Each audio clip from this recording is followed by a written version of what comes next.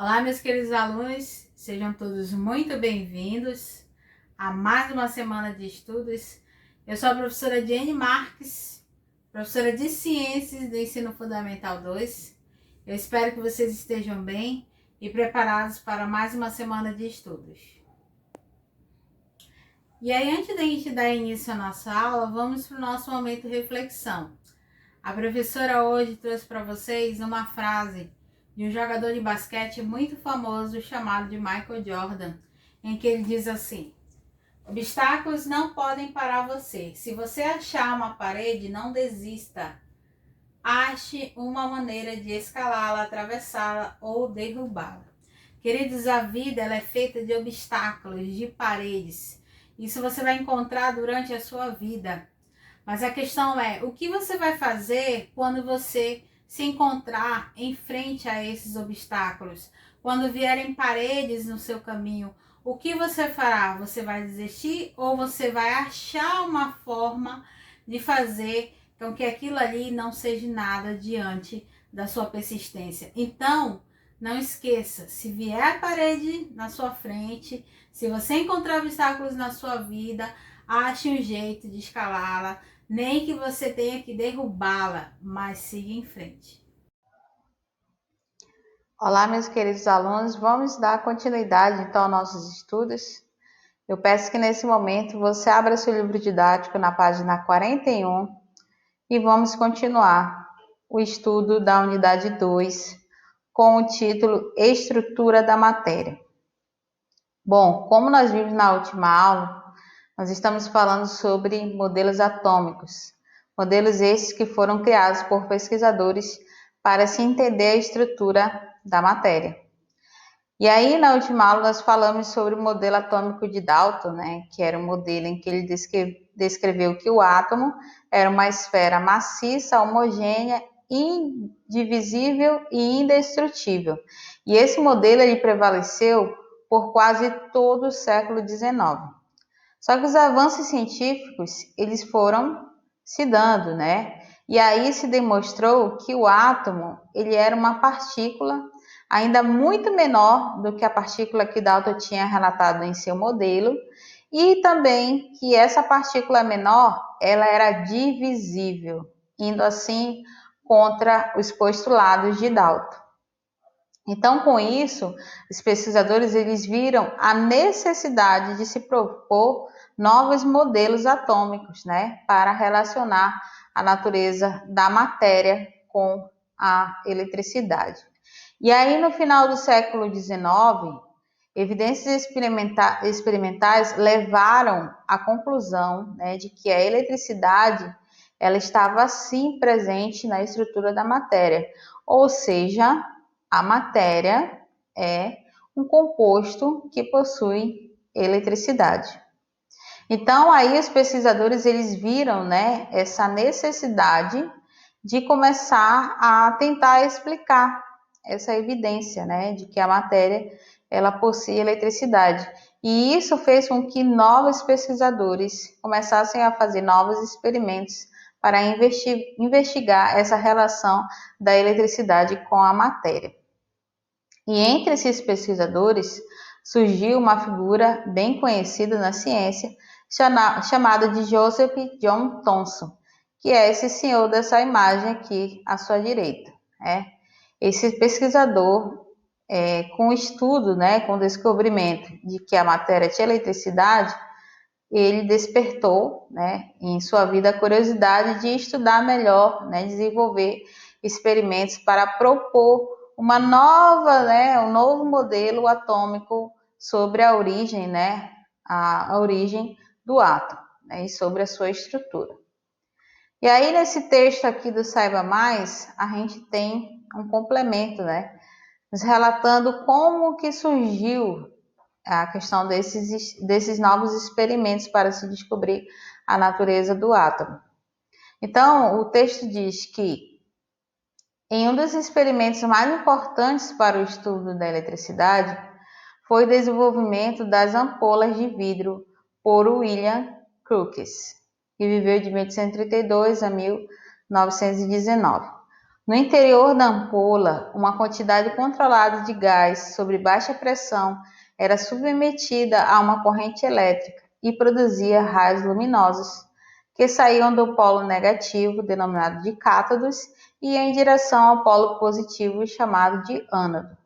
Esses raios, chamados de catódicos, raios catódicos, né, porque eles vinham da origem do lado negativo, que é o cátodo, eram detectados ao se colidirem com o material fluorescente, que era o sulfeto de zinco, que recobria a parede da ampola, evidenciando que eram carregados negativamente, ou seja, comprovando a natureza elétrica da matéria.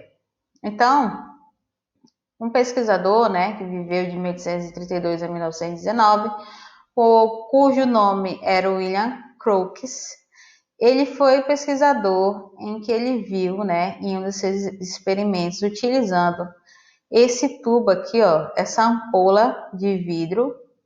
Essa ampola foi um experimento criado por William Crookes. E hoje essa ampola ela é chamada de tubos de Crookes, ampolas de Crookes. Esse pesquisador, na época que ele fez essa pesquisa, o que ele fez? Ele pegou um gás, né, e colocou esse gás sobre baixa pressão aqui dentro dessa ampola de vidro. Fez o quê? Submeteu esse gás a uma corrente elétrica, né? Jogou a eletricidade para esse gás. E aí o que ele observou? Ele observou isso aqui que você vê na imagem. Ele viu que surgiu feixes, né? Feixes luminosos, esses raios luminosos que ele chamou de raios catódicos. Por quê? Porque ele viu que esses raios partiam aqui do polo negativo, que é o cátodo, para o polo positivo, o ânodo.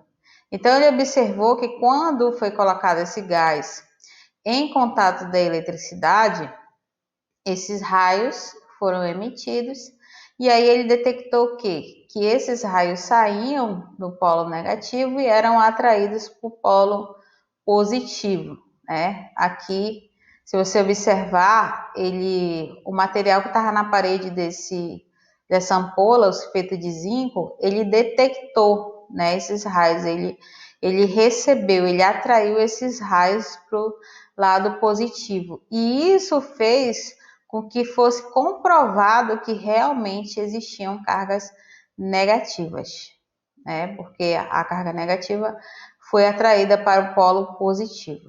E aí comprovou-se, né, a natureza elétrica da matéria, ou seja, comprovou-se que a matéria realmente ela é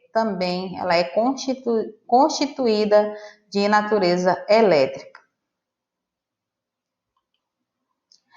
E aí, voltando a falar sobre Thomson, né? Thomson também realizou experimentos usando esses raios catódicos, né? Através dessas ampolas de vidros que foi, né? Um experimento construído por William Crookes. Então, Thomson realizou também experimentos usando esses raios catódicos e aí ele descobriu que no átomo havia uma partícula ainda menor e que essa partícula era uma partícula de carga elétrica negativa, de massa desprezível. Por quê? Porque quando ele foi calcular a massa do elétron, ele viu que a massa do elétron é muito pequena. Só para você ter uma ideia, a massa de um elétron é 9,1 vezes 10 elevado a menos 31 quilogramas, ou seja, ele reparou que a massa do elétron era muito pequena, por isso que ele disse que a massa era desprezível. E aí, essas cargas elétricas que ele viu nesse experimento, feito com raios catódicos, ele denominou essas partículas negativas de elétrons. Então, Thomson é o pai dos elétrons, porque ele foi o primeiro pesquisador a visualizar essa partícula.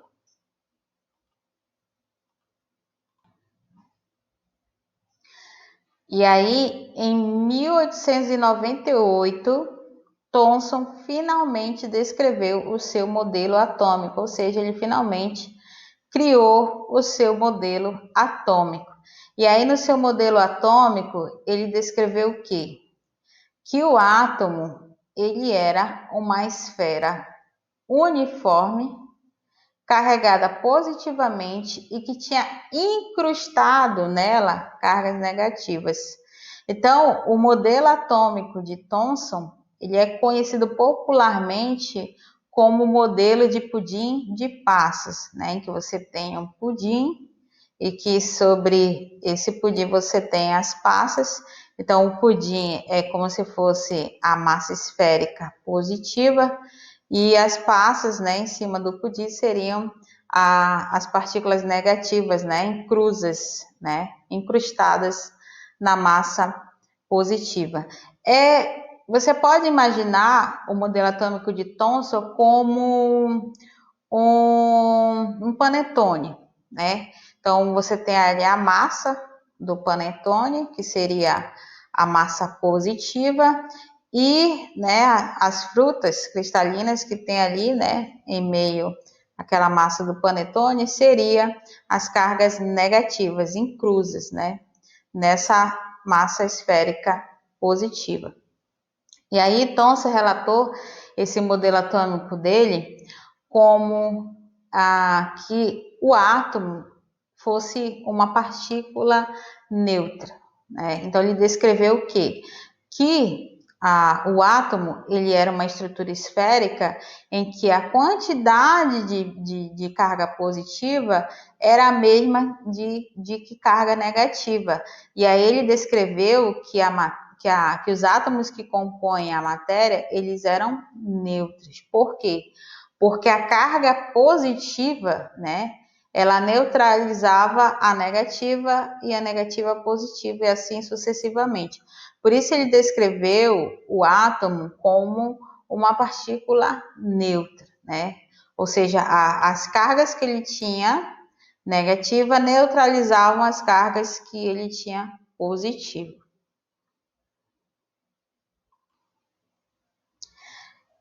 E aí, esses experimentos feitos com raios catódicos, na época, induziram vários pesquisadores a fazer investigações experimentais também, para tentar entender essa relação da estrutura atômica, né, da matéria com a eletricidade. E em 1895, um físico, né, pesquisador, Hilme Conrad Roentgen, né, que viveu de 1845 a 1923, ele, ao realizar um experimento usando essa ampola de Koch, ou seja, os tubos de raios catódicos, ele descobriu uma nova espécie de radiação produzidas através de um elemento químico, né, de um gás, em que ele submeteu esse gás à corrente elétrica, e aí automaticamente ele viu que se produzia ali um tipo de radiação. E aí ele denominou essa radiação de raio-x. E foi aí nesse momento que foi inventado o nosso bem conhecido raio-x. Tanto que, se você observar aqui à sua direita, você tem a imagem, né, da mão da esposa de Roentgen, né? Ele fez um raio-x da mão da sua esposa, né, através desse experimento, em que ele pegou um gás, né, um gás de um elemento de um determinado elemento químico, fez com que esse gás fosse exposto a uma corrente elétrica dentro desse tubo de raios catódicos, e aí ele conseguiu fazer essa radiografia da mão da sua esposa. Então, foi a partir desse momento que se deu início, né, à descoberta do raio-x. E aí, com a descoberta desse raio-x, né, o que aconteceu?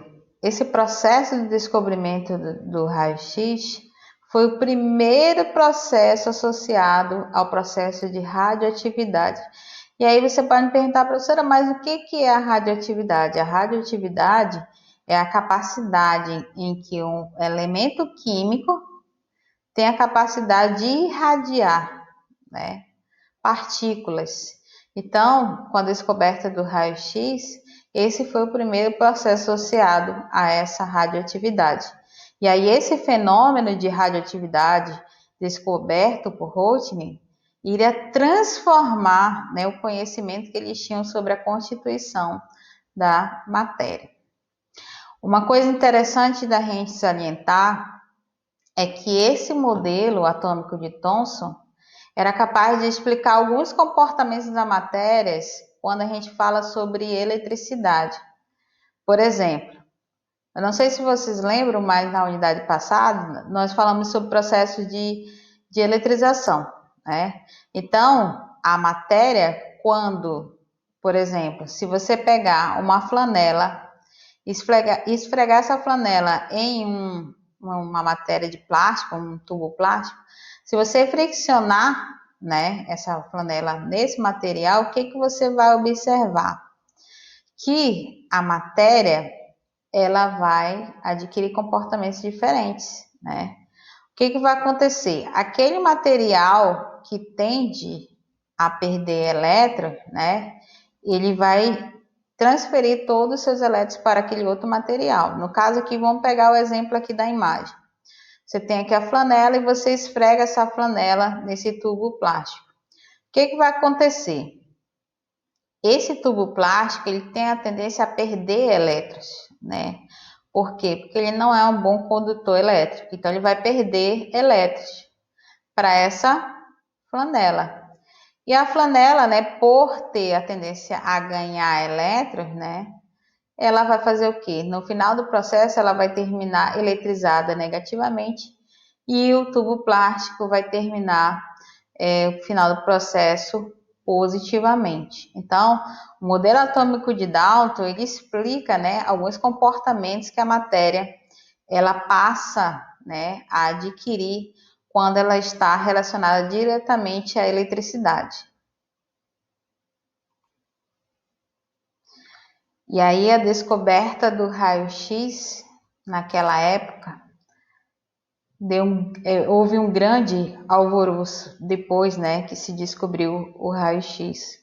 E aí vários pesquisadores começaram a se movimentar, né, começaram a tentar investigar, ou seja, foram atrás de conseguir dar mais ênfase a esse fenômeno. E aí que surgiu, logo depois da descoberta do raio-x, um pesquisador chamado Anthony Henry Becquerel, que acidentalmente, ou seja, ele sem querer, ele descobriu um minério, ou seja, um elemento químico chamado de urânio, né? E ele observou que esse urânio ele podia emitir radiações que deixavam marcas em filme fotográfico, né? Por isso que ele acreditava que essa radiação que esse elemento químico, urânio, emitia, era um tipo de fluorescência, ou seja, um tipo de radiação. E aí você tem que lembrar que a radiação, ela pode ser visível ou não. Por exemplo, quando você vai tirar um raio-x, vamos supor, você torceu o pé e você vai tirar um raio-x do seu pé para ver se o seu osso quebrou. Aquela radiação que está sendo emitida ali, né, ela pode ser visível ou não. Então, quando você tira esse raio-x, você não consegue ver a radiação acontecendo ali, mas tem um processo radioativo que está acontecendo que vai fazer com que apareça, né, em um filme fotográfico a imagem do seu osso quebrado ou não.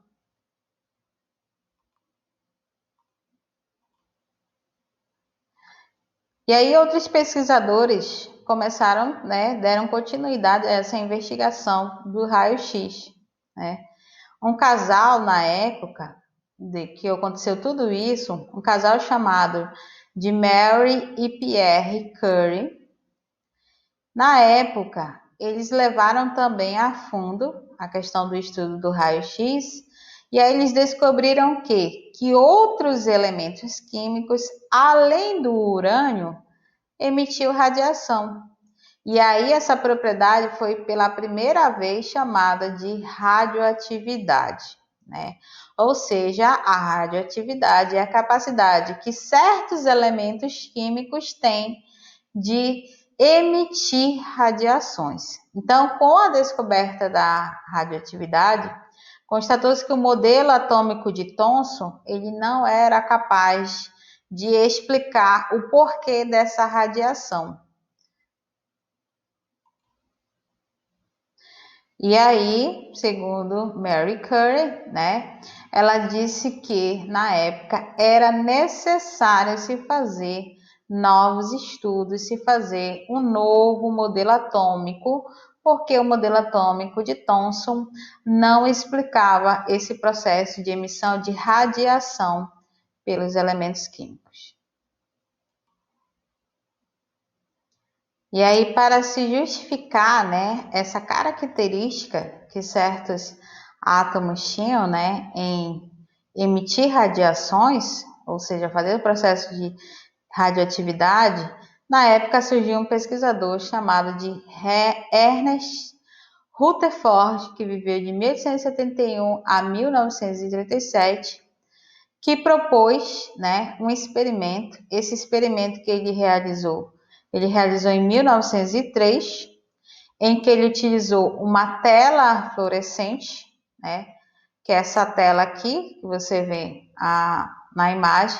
Então, ele utilizou essa tela fluorescente para detectar essas radiações que vinham, né, desse material aqui radioativo. Então, com o auxílio de placas metálicas, estão vendo aqui as placas metálicas em cima e embaixo, né? Então, ele utilizou uma placa metálica positiva e outra aqui negativa. Então, com o auxílio dessas placas metálicas que estavam carregadas tanto positivamente como negativamente, ele detectou vários tipos de radiações, né? E aí ele renomeou esses feixes de radiações como alfa, beta e gama, que é o que a gente vê aqui na imagem. Então, quando ele utilizou essa amostra radioativa, né? E essa amostra radioativa, ela emitiu essa radiação em direção a essa tela fluorescente, esse antiparo aqui. O que aconteceu? Ele colocou duas placas eletrizadas, uma positivamente e outra negativamente. E aí, quando esse material, né, ele emitiu esses raios, ele viu que esses raios eles foram divididos em três posições. E aí ele denominou esses feixes em alfa, beta e gama. Então, ao atravessar esse feixe, né, esse material aqui, ele viu que esses feixes eles tomaram três direções, né? E com base em relação a isso, ele fez algumas observações, certo? A primeira dela foi que os raios correspondiam a emissões de átomos radioativos.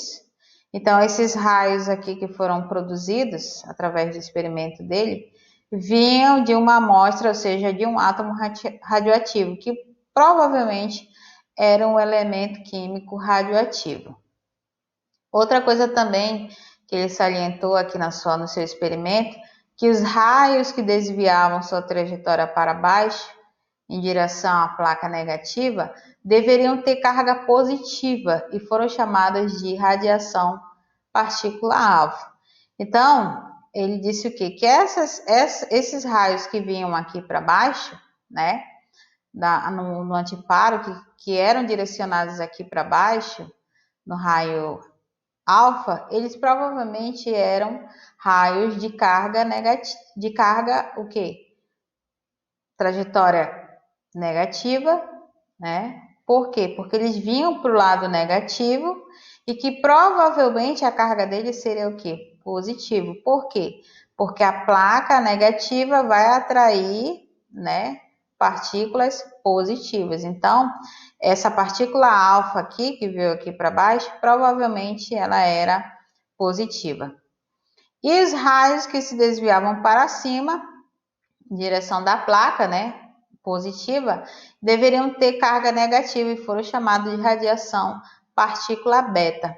Então, esses raios que foram desviados aqui para cima, né, em direção a placa carregada positivamente, provavelmente esses raios eram de carga negativa. Por quê?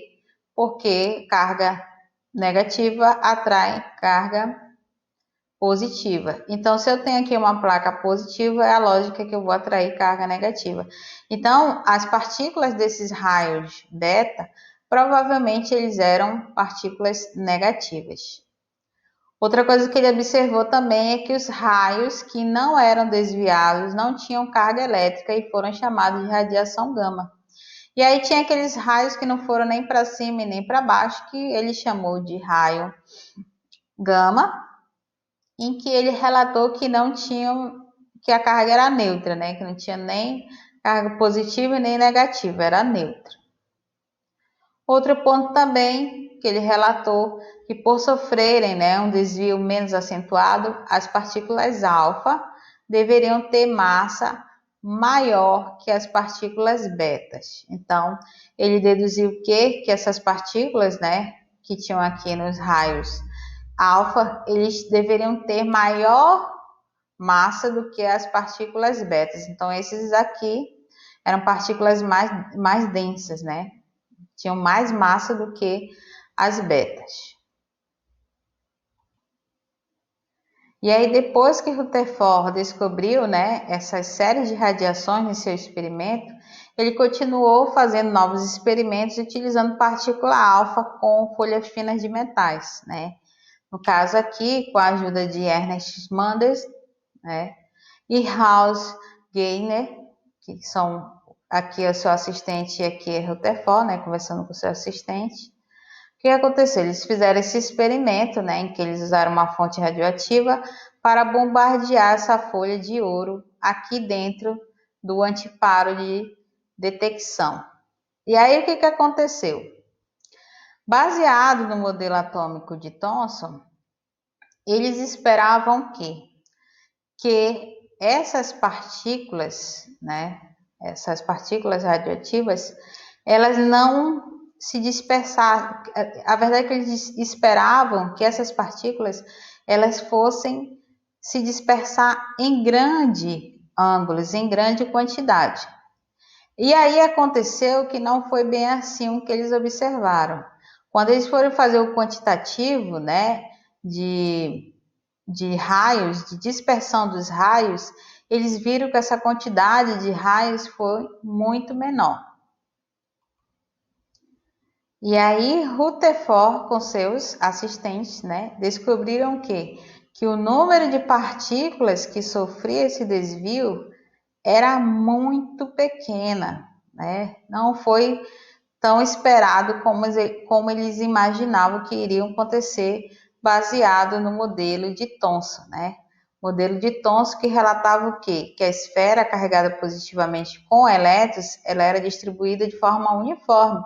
Então, ele esperava que a trajetória dessas partículas ia ser em grande quantidade. E acabou que na hora de contabilizar, eles viram que era um desvio de partícula muito pequena. Então, eles chegaram à seguinte conclusão, né? Que a carga positiva estava concentrada em uma parte muito pequena do átomo. Ou seja, que o átomo não se parecia com uma esfera positiva com elétrons incrustados nela. E aí, para se explicar esse resultado desse experimento que ele fez com seus assistentes, ele criou, ou seja, idealizou um novo modelo atômico. E aí, no seu modelo atômico que Rutherford idealizou, ele descreveu o quê? Que o átomo seria constituído por uma parte central, né? Essa parte central aqui, pequena e maciça, na qual se concentrava toda a carga positiva. Posteriormente, essa carga positiva foi denominada de próton, e que quase toda a massa do átomo estava concentrada aqui no núcleo.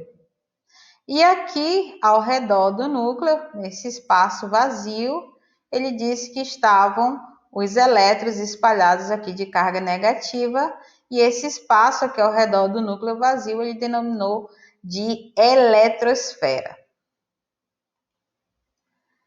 Na época que Rutherford criou esse modelo atômico através de seus experimentos, ele observou que existia também uma outra partícula sem carga elétrica, que provavelmente teria a mesma massa de próton, já que a soma das massas do próton era muito menor do que a massa total do átomo. Mas os trabalhos que ele realizou na época não conseguiram explicar, não conseguiram comprovar essa existência dessa partícula ali sem carga elétrica, que tinha a mesma quantidade de massa dos prótons. Outro motivo também que fez com que o modelo atômico de Dalton fosse reavaliado foi o quê? Ele descreveu que os elétrons eles ficavam parados aqui, na eletrosfera. E aí, se a gente fosse levar em consideração a questão das leis da eletrostática, o que deveria acontecer? Esses elétrons que estão parados aqui, automaticamente eles seriam atraídos, para o núcleo que tem cargas positivas. Então, isso foi outra coisa que Rutherford não conseguiu explicar no seu modelo atômico.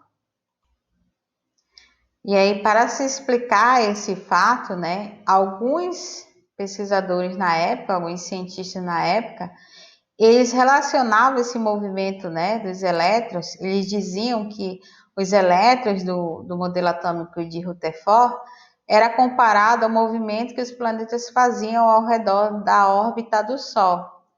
Só que isso, segundo as leis do eletromagnetismo, que já era conhecida na época, o elétron, se ele ficasse em movimento de órbita, o que ia acontecer? Ele iria girar e automaticamente ele iria emitir energia. E aí o que ia acontecer com esses elétrons? Eles iam perder essa energia gradativamente. E por essa perda de energia gradativamente, o que iria acontecer? Esses elétrons iriam automaticamente colidir com o núcleo. E isso era algo que não era observado nesses experimentos. Então, Rutherford continuou com suas pesquisas, tentando desvendar melhor esse modelo. Outros cientistas também deram prosseguimento a esse estudo e também chegaram a propor novos modelos atômicos para explicar a estrutura da matéria.